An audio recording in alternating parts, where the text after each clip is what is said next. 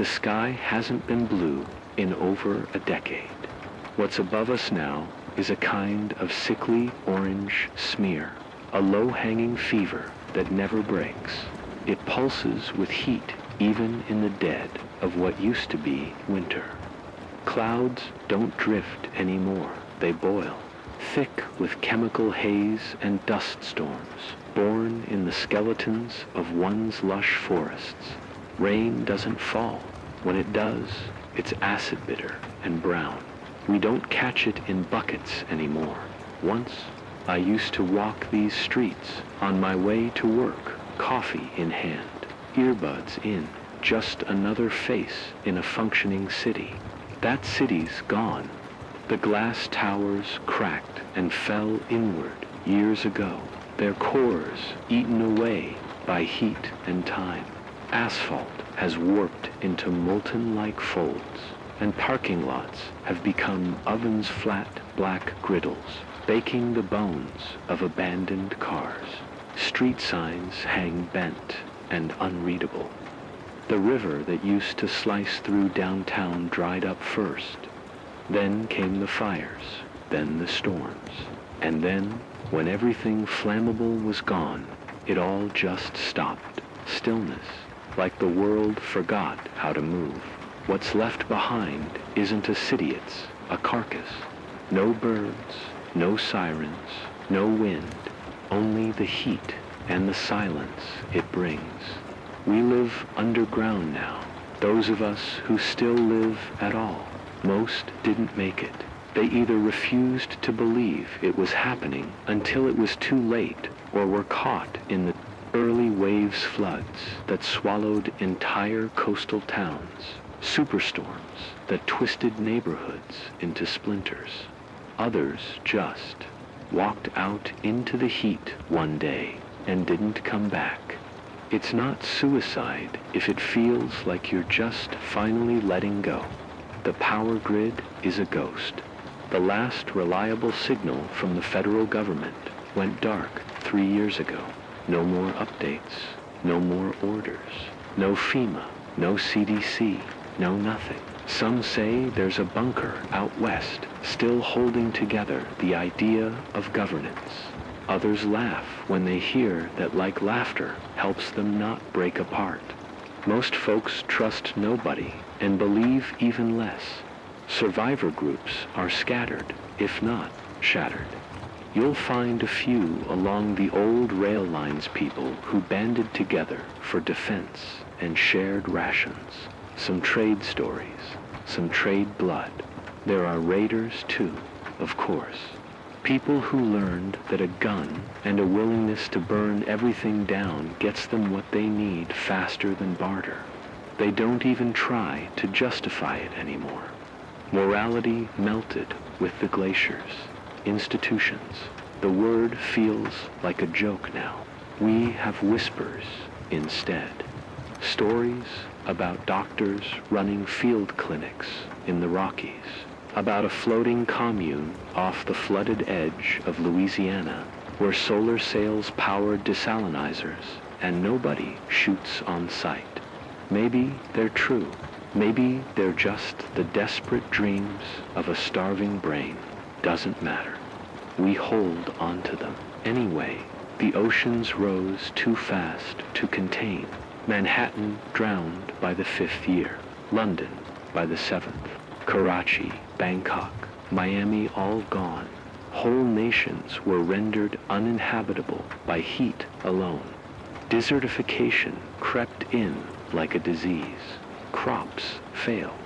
Then came the mass migrations, but the borders had already closed by then. Barbed wire, turrets. No room left here, they said. Go back. Back to what? You can still see their tents in some parts ghost camps, half buried in sand, pitched under overpasses that no longer connect anything. Wildfires raged for so long they created their own weather. Firestorms, vortexes, pyroclastic death spirals. They swept through the West like warlords, and nothing stood a chance. The forests that didn't burn dried out. The ones that didn't dry out drowned in freak floods or were buried in mudslides, triggered by the chaos. The biodiversity collapse hit early. Pollinators vanished, and with them, the last easy scraps of food. We eat what we can grow underground now. Fungi, mostly. Canned goods, when we're lucky. Hydroponics, if you know someone, with solar. Meat, not unless you count rats or lizards. Some do. Hunger doesn't have morals. I remember when this place had noise, traffic, dogs barking, kids laughing after school.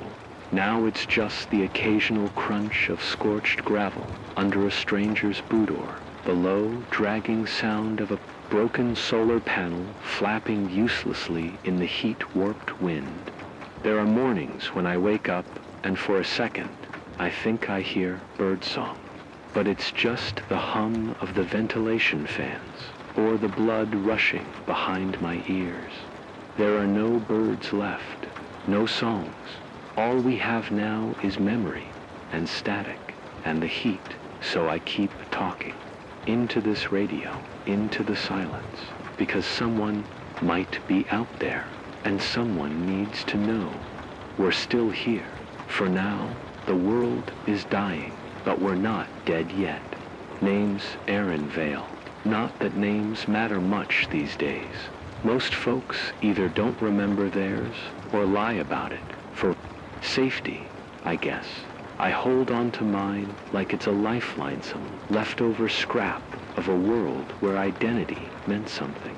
Back when you could fill out forms and buy groceries and wait in line for coffee without wondering if today was the day the sky would fall in. I was a field tech before all this, climbed cell towers, fixed cones, laid fiber in the mud back when it rained. That skill wiring things up, making signals work it's what kept me alive. Still does, sort of. The old radio tower outside the city limits, half-eaten by rust and scorched wind, is mine now. Claimed it after the firestorms swept through and everyone else cleared out or got swallowed by the heat. She leans a little eastward now. The top snapped off like a broken tooth, but I've coaxed enough juice through her bones to get this signal out. On good days, it reaches farther than I expect. On bad ones, I don't even know if I'm broadcasting at all. But I still talk. I still talk because it's the only thing left that feels real. That and the rhythm of pedaling the generator. 60 minutes for maybe 3 hours of transmission time. It used to feel like punishment. Now it's ritual. I think maybe I keep going because of her, Claire, my wife. She died during the second blackout winter when the cold hit just after the fires, and nobody knew what to do with it. The storm systems had collapsed entirely by then, and what remained was chaos flashes of blizzards in places that hadn't seen snow in 50 years, followed by weeks of oven heat. We were holed up in a storage facility on the edge of the city, with 2 weeks of supplies and a propane heater that gave up halfway through the freeze. I held her hand until it stopped being a hand and just became still, just still. She always said I was stubborn, that I didn't know how to let things go, even when I should have. I guess that's still true. I never buried her. Couldn't bring myself to. The ground was too hard anyway. I just stayed there for days, maybe weeks, talking to her, or to myself. Same thing. Eventually, the food ran out. I moved on. Didn't really want to. Just did. Like breathing. Now, I keep this signal going because maybe, just maybe, someone's still listening. Someone like me. Alone, waiting to hear a voice that doesn't want to kill them or take what they've got. A voice that says, "You're not crazy. The world really did end, and yet you're still here. That matters. It has to. I've met others. Briefly. Most keep moving. Trust's a rare currency now. I don't blame them. Had a guy tried to stab me? For a solar charger once. Didn't even wait to see if it worked. Just saw the glint and went for it. Left a scar on my ribs that still pulls when I pedal. I didn't kill him. I don't think I could have. He ran when he realized I wasn't going to fight back. Just sat there, bleeding, watching the smoke from some distant blaze roll across. The sky like spilled ink. People think surviving means guns, walls, canned beans. It's not. It's guilt. It's remembering the sound of laughter and wondering if you'll ever hear it again. It's seeing your own reflection in cracked glass and not recognizing the eyes staring back. The voice on the radio. That's not the real me. That's the version I put on so others won't lose their grip. So someone, somewhere, can feel less alone. I tell stories, share weather reports, when I can make sense of the patterns. And sometimes read old poems I find in burned-out libraries. There's one I keep returning to, The Second Coming by Yeats, the line that gets me every time things fall apart. The center cannot hold. He wrote that 100 years before any of this started, he saw it coming. What do I do to survive? I scavenge, not much choice. The old city core is mostly ash and warped metal, but the outskirts still yield the occasional treasure-sealed crate of water tabs, an unopened can of peaches, once even a box of wind-up radios that mostly worked. I mend what I can, trade when it's safe. Sometimes I leave supply caches with notes. Take what you need, leave what you don't. Some come back emptier, some come back fuller. Depends on the soul that found them, I suppose. Hope I don't. No. Some days it feels like a lie I whisper to keep myself breathing. Other days it feels like a tiny flame I protect from the wind cupped in my hands. Barely there, but enough to see by. I have a notebook. I write in it every night. It's nothing profound.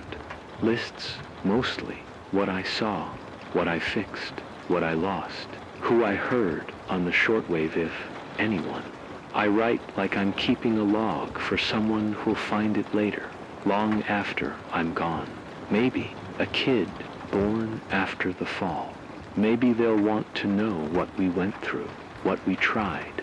Maybe they'll curse us for not doing more when there was still time. But maybe they'll forgive us, too. That's the part I cling to. That's why I keep talking, broadcasting, repairing this rusted tower, patching in new circuits with scavenged wire and salvaged hope. Ready to give up, but hasn't yet. Someone who needs to hear that staying alive isn't the same as being alone, Doc Claire used to say. You don't save the world all at once. You save it a little at a time. I used to laugh. Now I think maybe she was right.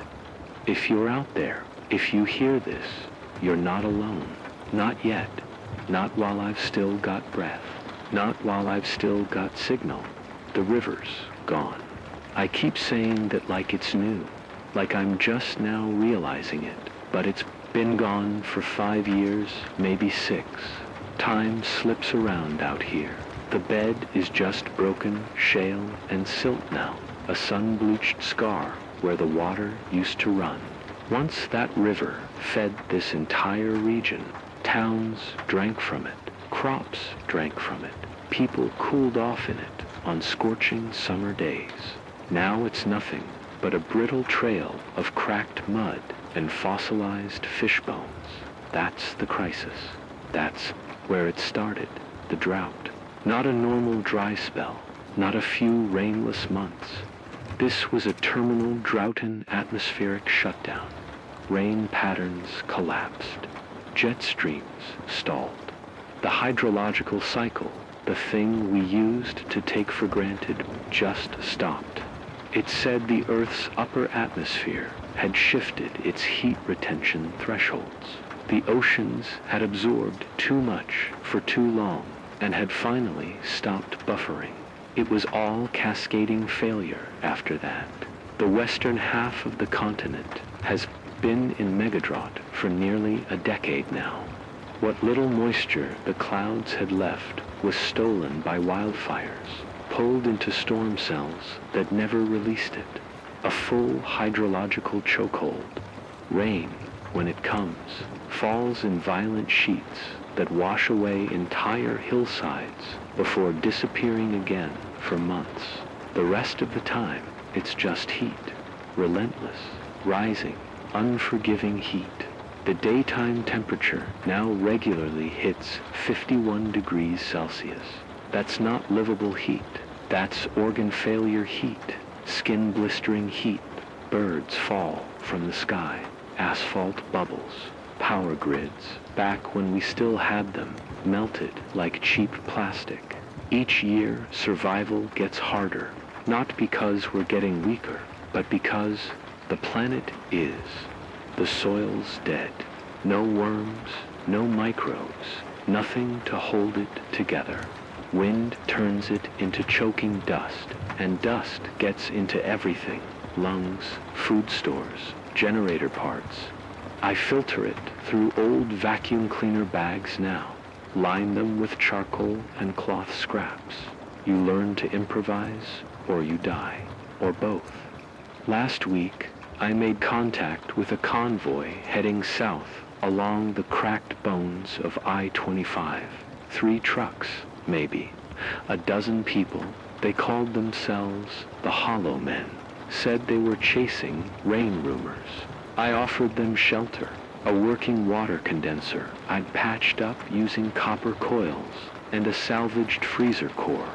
In return, I asked for batteries, insulation, foam, anything with lithium. They gave me stories instead. Said the mountains are on fire again. Said the rogue communities up north, the ones near the old wind farms, are being hunted, not for territory, for tech, solar cells, filtration kits, seed vaults, tools for survival. The new gold. Raiders don't take prisoners anymore. They just take power. I let them sleep here one night, and then they moved on. I didn't ask where, didn't offer to go with them. I don't travel far from the tower anymore. Not unless I have to. The heat makes it risky. Dehydration sets in fast, and with the ozone layer mostly gone, exposure burns within minutes. Skin cancers have become common again. I cover up with scavenged fire-retardant gear, layered with mylar and cloth. Still, it's like walking inside an oven. My water comes from a makeshift condenser I built in the basement metal plates, ducting, copper wire, and a slow draw of groundwater through buried ceramic filters. The trick is keeping it cool enough to condense anything at all. I vent the exhaust into the sleeping chamber to keep it from frosting. If I'm lucky, I get a liter a day. Most days, it's less. Food's a different problem. I grow mold cultures in vacuum-sealed bins, protein paste. I'm not proud of it, but it's fuel.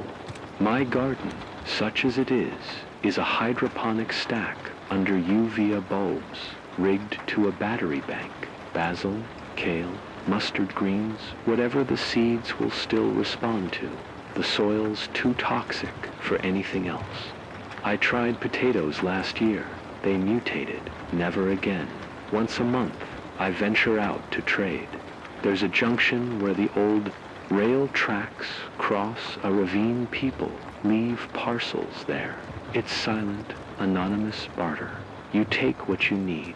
leave something of equal weight. One time I left a spool of copper wire and came back to find a jar of multivitamins and a folded note that just said, "Keep talking." I think about that a lot. A week ago, something new started happening. Static bursts, not just radio interference, but rhythmic pulses, low frequency, repeating tones. It could be weather anomalies, or maybe solar flares hitting the ionosphere. But part of me wonders, is someone trying to reach out? Some pattern I haven't cracked yet. It's getting worse, whatever it is, more violent, more unstable. The wind has a different weight to it now, like it's learned how to carry poison. I've started waking up with blood in my throat. My filters aren't enough anymore.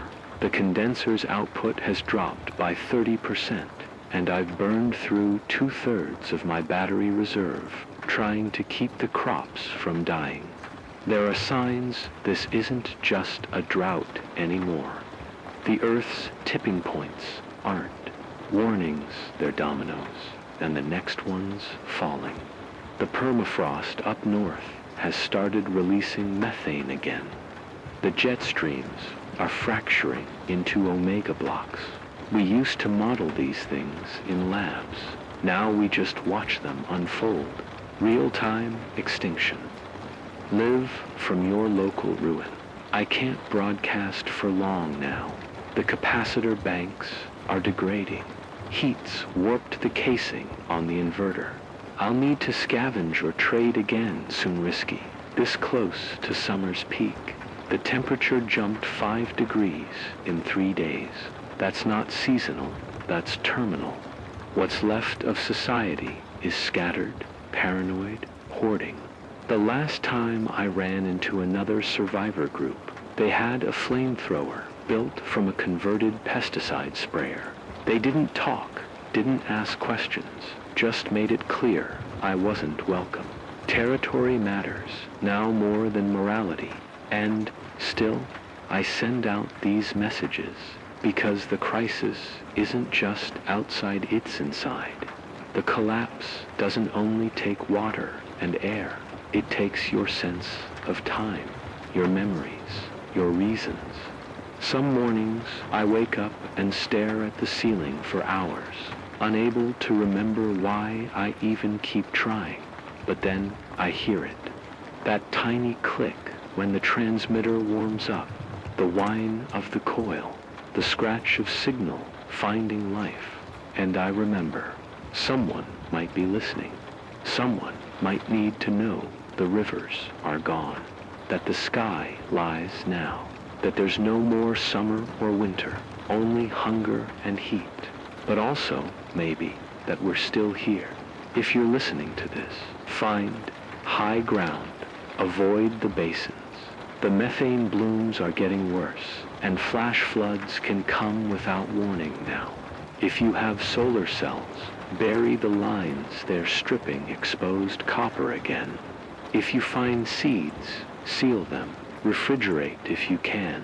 Store water in ceramic, not plastic. Boil everything. Don't trust calm skies, they mean pressures. Building survival isn't a destination anymore. It's a routine, a heartbeat, a stubborn refusal. We are not dead yet, but the heat is coming, and it wants everything. The air is thick again today, not just the usual dust and ash that settled into the bones of this dead city, but a heavier, acrid, bite-like burning plastic mixed with rust and rot. It stings my throat with every breath. I keep my scarf tight, dampened with filtered water, but it barely helps. The weather is turning. I can feel it in my joints and in the way the wind shifts. It's not just heat anymore. It's a slow poison carried on the breeze. The condensers sputtering, and the filters clog with a stubborn slime that no amount of charcoal or cloth can fix. I ration the drops carefully, less than half a liter a day, barely enough to keep me moving. My crops are dying. The kale's leaves curl, brittle, and yellowing. The basil smells like dust. I'm running low on power, too. The batteries lose charge faster under the relentless heat, and the solar cells, dust-choked, cracked. Last week, I had to jury-rig a reflector with an old soda can to get a fraction more wattage. Food's worse. I scavenged an old market basement. Yesterday, half collapsed, filled with dust and the ghosts of shells looted long ago. Found 3 cans of sardines, a jar of pickled mushrooms, and a cracked container of vitamin pills that are probably expired. Every bite feels like a victory and a threat. Hunger gnaws deeper with every day that passes, and I keep thinking about Claire's face, about the meals we used to share. I swallow the lump in my throat and move on. Then the knock came, a sharp rap on the steel door, barely louder than a whisper, but impossible to miss in this silence. I wasn't expecting company, not anymore. Not from anyone who isn't looking to take what little I have left. I grabbed my old hunting knife, rusted but sharp, and slid to the door, heart thundering. The knock came again, more insistent. A voice, low and rough, called, "Through the metal, Aaron. It's me, Jonah, from the Hollow Men." I froze. Jonah had been one of the 3 convoy leaders who'd passed through weeks ago. A grizzled man with tired eyes and a broken smile. We didn't part on good terms. He'd wanted to barter aggressively, and I refused. I wasn't sure if he was friend or foe, and for a moment, the weight of that uncertainty crushed me. I opened the door a crack, just enough to see his shadow. "We need shelter. The fires. They're coming faster than before." I hesitated, but the desperation in his voice was real. I stepped aside. Jonah's group stumbled in 4 ragged figures draped in scorched clothes and armed with makeshift weapons. Their faces were gaunt, eyes hollow but fierce. They brought news worse than I imagined. "The fires are spreading up the valley," Jonah said, coughing through a mouthful of dust. "Whole communities gone, trees burning from the inside out." We sat around the weak glow of the lantern. They shared stories of raiders who'd ambushed another convoy, burning their supplies, leaving no survivors. Of a new plague spreading among the survivors' skin lesions, fevers, something no one knows how to cure. A settlement north of here. They say it's still green. Water's clean. They've got power, solar, wind. People there think they can rebuild, maybe even grow food on real soil. I wanted to believe, needed to believe, but part of me screamed caution. "You're sure it's real?" He shrugged. "Could be a story to keep hope alive. Could be the last lie we tell ourselves before the end. But it's the only lead we've got." The firelight flickered, casting long shadows on the cracked walls. I felt the weight of the decision pressing down on me, or stay rooted here, clinging to what little I have. My mind raced. The heat would worsen. Going meant risking raiders, the unpredictable desert. I still carried. Was this hope foolishness? To seek the oasis, to find out if the myth was real or just another story in a world on fire, because hope, no matter how fragile, is better than despair. And sometimes you have to risk everything to survive. The dust storm came faster than I ever expected. One moment the sky was the usual bruised orange, hazy and still, and then it was a wall of darkness, rolling over the horizon like a living thing. I saw it first as a shadow creeping across the cracked earth, swallowing everything in its path. The roar hit before the wind did like the sound of 1,000 freight trains thundering at once, rattling the bones of this ruined world. I ran for the shelter, Jonah and the others scrambling behind me. The generator sputtered and coughed, its hum desperate against the rising howl outside. The airlock sealed with a hiss, but the thin walls vibrated as the storm battered us. Dust clogged my lungs despite the mask, and the power flickered. Her voice, her stubborn hope, and I knew this was the moment, where everything might fall apart, or everything might begin again. The radio crackled with static, the only link to the outside world. And then, faint but clear, a voice broke through. Aaron, if you're out there, the oasis is real. Coordinates.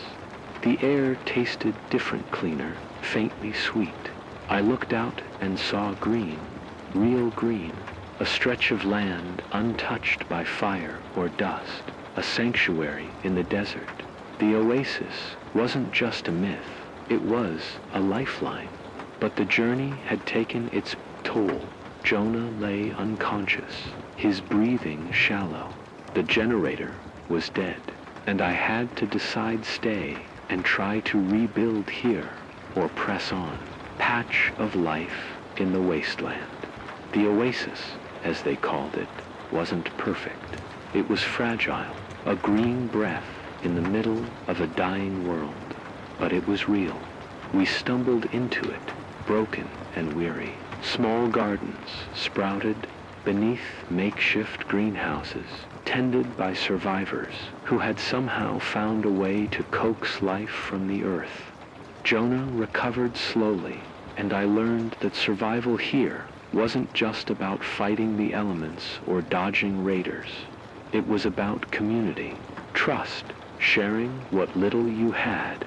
The radio tower I had clung to for so long was silent now, replaced by voices real, human, hopeful. We weren't. Safe, not yet. But standing at the edge of this new beginning, I felt something I hadn't in years, a fragile hope. Maybe it wasn't too late. Maybe, just maybe, we could rebuild. The world was broken, but we weren't done yet. I don't know what tomorrow holds. Not really. The planet still groans under the weight of what we did. The skies may never clear fully. The rivers may never run freely again, and the seasons might never find their rhythm. This new world is harsh, unforgiving, and the scars run too deep to pretend otherwise. But here, in the oasis, amidst cracked earth and wilted leaves, I've found a small victory. Not a miracle, not a cure, but a sliver of life clawing its way through the dust. It's fragile like everything else now, but it's enough. Enough to remind me that the fight isn't over, that the pulse of survival still beats in us. I've learned that survival isn't about winning. Be easy. The challenges will only grow storms, droughts, sickness, and more. But we've found something worth protecting, each other. So to anyone still out there, listening in the static, to anyone who's lost more than they can count, hold on. Keep moving forward, even if the path is shrouded in ash. Plant your seeds. Share your water. Tell your stories. Because as long as we keep fighting, as long as we keep hoping, we're still human. The world as we knew it is gone, but we're still here.